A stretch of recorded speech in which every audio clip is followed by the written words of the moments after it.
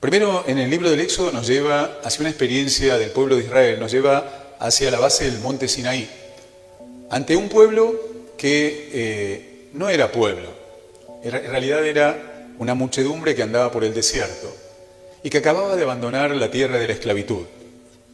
Una muchedumbre que Moisés se pone a los hombros y que va Moisés siguiendo la voz de Dios, que le dice: mira, yo he visto el sufrimiento de mi pueblo y quiero que lo lleves a la libertad. Moisés carga con este pueblo sobre sus hombros y emprende el camino. Pero el problema de este pueblo es que no es que ha estado esclavo en Egipto, sino que se ha acostumbrado a la esclavitud. Y cuando vos te acostumbras a la esclavitud, el problema es que empezás a razonar como esclavo. Acostumbrados al sufrimiento, acostumbrados a la queja, pero en el fondo no hacían nada para salir de ese espacio. Y por eso Moisés se va a poner al hombro a este pueblo. Estamos hablando de una experiencia aproximadamente 1200 años antes de que nazca Jesús.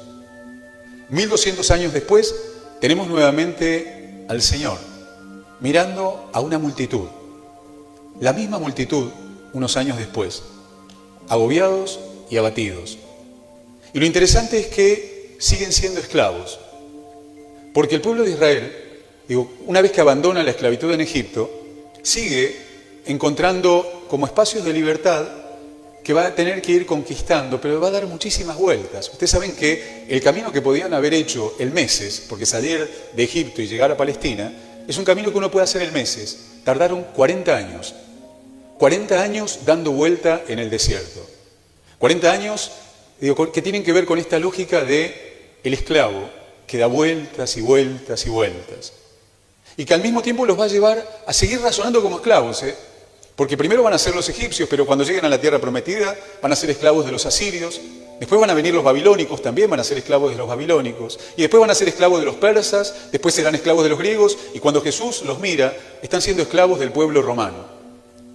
Conclusión: cuando te acostumbras y razonás como esclavo, las cadenas no están afuera, están adentro.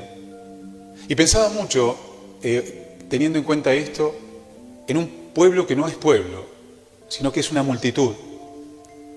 Jesús no utiliza la palabra pueblo, sino multitud, muchedumbre. Cuando Moisés vuelve del Sinaí, baja del encuentro con Dios, les repite: ustedes serán mi pueblo, ustedes serán una nación santa, ustedes serán un pueblo consagrado. Y no son casuales las palabras, porque una nación y un pueblo comparten una identidad. Una nación y un pueblo comparten sueños y proyectos comunes.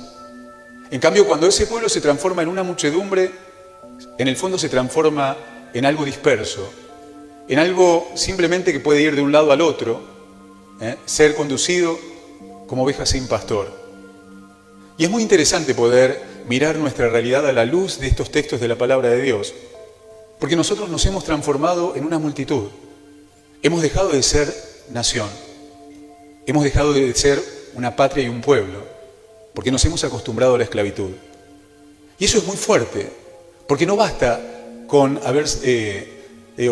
compartir la Carta Magna del 9 de julio, la Declaración de Independencia. Cuando las cadenas las llevas adentro, se nota, porque razonamos como esclavos, porque estamos esclavos de una clase dirigente mediocre, porque estamos esclavos de gremialistas enriquecidos, que viven llenándose la boca de los pobres y tienen millones en sus cuentas bancarias. Vivimos esclavos de un grupo de payasos que se creen dueños de la vida y de los destinos de nuestra patria.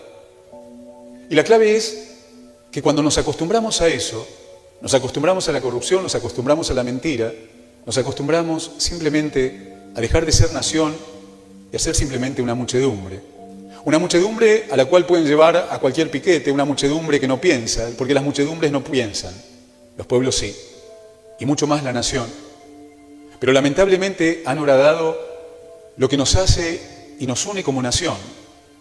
Han manoseado nuestra historia, contándola como quieren contarla y reinventándola a su imagen y semejanza. Han violentado nuestros próceres y los han transformado simplemente en figuras extrañas para las nuevas generaciones. Han violentado nuestro himno nacional, nuestra insignia patria, transformándola simplemente en algo decorativo detrás de un acto político. Han puesto otros, acá mismo, cantando el himno de Cuba y enseñándole a nuestros hijos a cantar la marcha a no sé quién.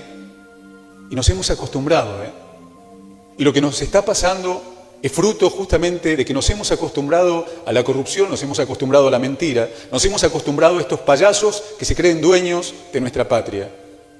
¿Y saben qué? ¿Saben lo interesante de cuando uno deja de ser esclavo y empieza a ser libre? Que es capaz de decir que no. Es capaz de aprender a decir no. Y es importante el poder romper esa lógica de esclavos para poder empezar y recuperar esta noción de pueblo, de ser pueblo de Dios, pueblo escogido. Y la clave es, ¿ante quién te inclinás? Porque esto es como la dinámica de la mujer golpeada, que repite la historia, que va buscando siempre a alguien que la oprima, que la maltrate. Y nosotros somos un pueblo que se ha dejado maltratar simplemente porque razonamos como esclavos, porque nos hemos acostumbrado a los cortes, porque nos hemos acostumbrado a la corrupción, nos acostumbramos a la mentira, nos acostumbramos a este circo en el cual, nos empapelan la ciudad de promesas y falsas esperanzas. Nos hemos acostumbrado y nos tratan como estúpidos, nos tratan como idiotas. Yo soy como ustedes.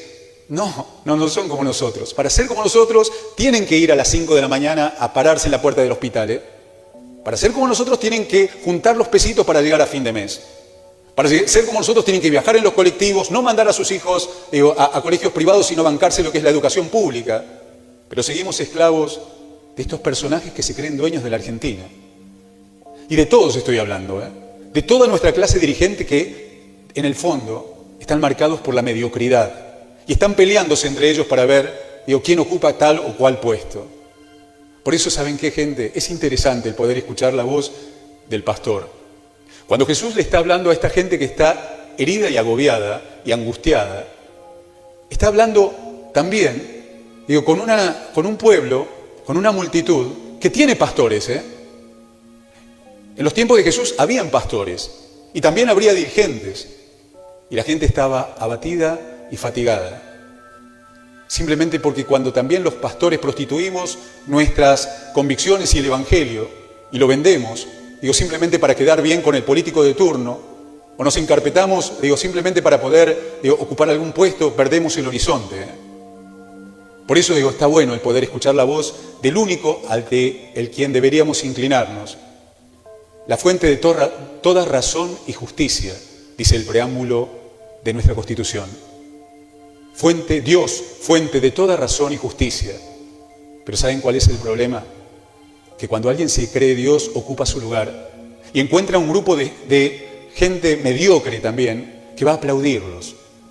Y que nos hemos transformado en un grupo de aplaudidores, entretenidos. Y mientras empapelan la ciudad, nosotros tenemos que hacer las recetas en el hospital, en esos papeles pedorros que nos dan, con caras de políticos que lo único que hacen es simplemente ocupar cargos. Por eso está bueno saber qué hacer.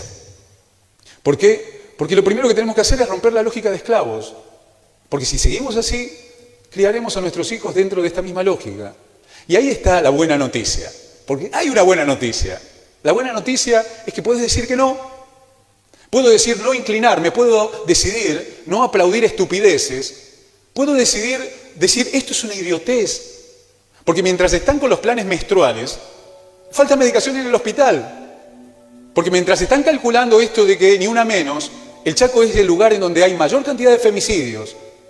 Y el crimen de Cecilia simplemente pone en evidencia algo que venimos escondiendo, que la violencia, se lleva adentro, es una decisión que tomo también. Y no va a ser poniendo banquitos en la calle o entreteniendo a nuestros adolescentes hablando con él. Se necesita inclusión. Se necesita educación, porque alguien educado, alguien que piensa, es capaz de decir que no. Por eso está bueno el poder escuchar la voz del Señor. Y fíjense que el Evangelio de hoy, Jesús, cuando ve a la gente agobiada y abatida, lo primero que le dice, ¿saben qué? Pídanle a Dios que envíe trabajadores. Hay que laburar, hay un montón de cosas para poder hacer. Nosotros somos fruto de gente, nuestros padres, nuestros abuelos, vinieron a laburar a este lugar y construyeron la patria, una patria del cual estábamos orgullosos, una patria que está siendo manoseada, una patria que ha sido prostituida en manos de estos saqueadores. Y estoy hablando de todos. El tema es fundamentalmente darnos cuenta que necesitamos trabajadores, y que si de alguna manera no entramos dentro de esa dinámica, seguiremos viviendo como esclavos. Por eso está bueno el Evangelio de hoy, porque fíjense, dice, pídanle a Dios gente que venga a laburar, trabajadores para la cosecha, porque hay mucho para hacer, pero los trabajadores son pocos. Nos hemos desacostumbrado hasta a laburar, de construir, y nuestra patria necesita ser reconstruida. Y si miramos para arriba, lo único que vamos a ver es circo, Pero gracias a Dios, este país tiene gente laburante, que todos los días se levanta a hacer lo que tiene que hacer. Si no, estaríamos fundidos, Y lo interesante de todo el Evangelio también, cuando uno, fíjense que le dice, recen, y después le dice, les da autoridad. ¿Les da autoridad para qué? ¿Para que logren impunidad en los juzgados? No, La autoridad no es, para que te sirvas del poder. La autoridad que le da Jesús a sus enviados es el servicio. Vayan y sanen, vayan y curen, vayan y resuciten. Esa es la autoridad. La autoridad de aquel que se pone a los pies y no a la cabeza para que lo aplaudan arriba de un escenario. La autoridad de alguien que no necesita poner carteles que esta es la gestión de fulanito o de menganito. Eso es circo. Y el circo existe porque nos hemos acostumbrado a aplaudir. Tal vez, si escuchamos la voz del Señor, volveremos a recuperar nuestra identidad de pueblo de Dios primero, y de nación, una patria soberana. Pero fíjense que les da la autoridad y elige gente concreta, los nombra, fulanito, menganito, menganito, menganito. A mí me encantaría, de alguna manera, tomar lista entre los cristianos y darnos cuenta que todos los que estamos acá laburamos, en algún lado, ¿no? Laburamos en la escuela, laburamos en la docencia, laburamos en la policía, laburamos en los hospitales, laburamos en la casa de gobierno, laburamos. ¿Saben qué sería interesante? Que cada uno de nosotros hiciera lo que tiene que hacer. Y que ayudemos a que el resto también pueda hacer lo que tenga que hacer. Y entonces, de verdad, transformaremos el lugar en donde estemos. Y entonces uno empezará a mirar con esperanza porque está haciendo algo. Porque si miramos simplemente el horizonte quejándonos, seguiremos siendo esclavos. Lamentándonos, seguiremos siendo esclavos. El esclavo siempre tiene a alguien a quien echarle la culpa. Esa es la ventaja de ser esclavo. Siempre hay alguien que tiene la culpa de mi infelicidad. Mi madre, mi padre, mi abuelo, porque yo, ¿sabes qué? Tomá la vida en tus manos y empezá a laburar y hacer lo que tenés que hacer. Y construir lo que tenés que construir. Si se destruyó, construirlo. Dejá de quejarte. Pero fíjense también las instrucciones que le da. Vayan, dice, y vayan, no vayan a los pueblos de los samaritanos ni vayan a regiones extranjeras. ¿Qué les está diciendo? Comenzá por tu casa, chamigo. Empezá por casa. No, porque yo voy a ir a anunciarle el Evangelio allá. No, empezá por tu casa. Empezá por tus hijos. Empezá por tus hijos para tratar de despertarlos de este humus de idiotez que le están sembrando en la cabeza a nuestros adolescentes, que entran en crisis por todo, porque somos un país que vive eternamente en crisis. Y entonces nos daremos cuenta de que es posible vivir en libertad, y que la libertad es el horizonte que Dios tiene para los pueblos, pero que caeremos en la esclavitud cada vez que coloquemos en lugar de Dios a otros. Y entonces las instrucciones son claras. Empezá por casa, empezá en tu metro cuadrado y hacé lo que tenés que hacer, nada más, lo que tenés que hacer. Y al mismo tiempo le dice, bueno, vayan y sanen. Miren los verbos que utiliza, sanen. Somos un país que está herido. Hay un 50% de nuestra población que vive en la pobreza. Somos un país que se está desangrando. Y mientras tanto, aplaudimos circos y utilizamos millones en actos políticos, en escenarios. Nos han hipotecado hasta nuestros días patrios, que son los días de todos. No son los días de un partido o de un personaje que se cree un faraón. Son los días patrios. El Día de la Bandera es el día de los 47 millones de argentinos. El 25 de mayo es el 25 de mayo de los 47 millones de argentinos y no de un grupo selecto. Por eso está bueno poder despertarnos, pedirle a Dios que nos ayude a poder escuchar un evangelio que nos libere, porque eso es el evangelio, libertad. ¿O ustedes por qué creen que en los regímenes totalitarios lo primero que hacen es esconder la fe, porque la fe es fuente de libertad, porque Dios no se banca la esclavitud. Y entonces entenderemos que necesitamos sanar, que necesitamos resucitar, levantar, griego, acuérdense, levantarse. Necesitamos ayudar a que el otro pueda levantarse, el que está al lado tuyo pueda levantarse, y no simplemente ir a tirar bombas. Levántate para poder empezar a laburar, levántate para poder reencontrarte con la vida. Y expulsen a los demonios, el demonio de la corrupción, el demonio de la mentira, el demonio a los cuales nos hemos acostumbrado. Nos hemos acostumbrado al mal. Nos hemos acostumbrado al mal. Y si no expulsamos esos demonios, seguiremos dando vueltas. Purifiquen leprosos. Eso significa cortar distancias. Los leprosos eran a los que no nos acercábamos. Acortar distancias, purificar, sanar. Ese creo que es el gran desafío. Y es algo para el que todos tenemos justamente a Dios adentro. Por eso hoy me parecía lindo pedirle a Dios que nos ayude a dejar de dar vueltas. Si seguimos dando vueltas, podemos pasarnos los próximos 40 años como el pueblo de Israel, sin hacer nada con la lógica de esclavos.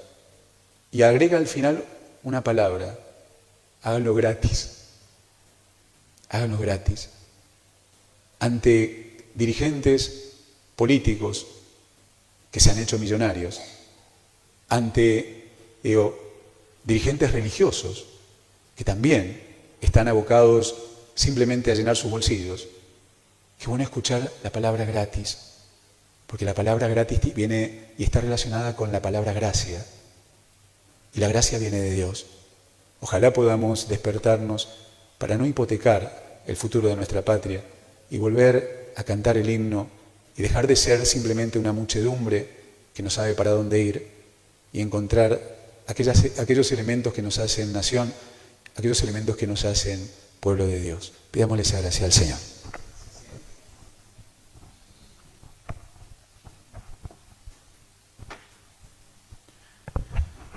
Y ahora, querida familia, profesemos la fe en este Dios de la libertad. Creo en Dios, Padre Todopoderoso, Creador del cielo y de la tierra. Creo en Jesucristo, su único Hijo, nuestro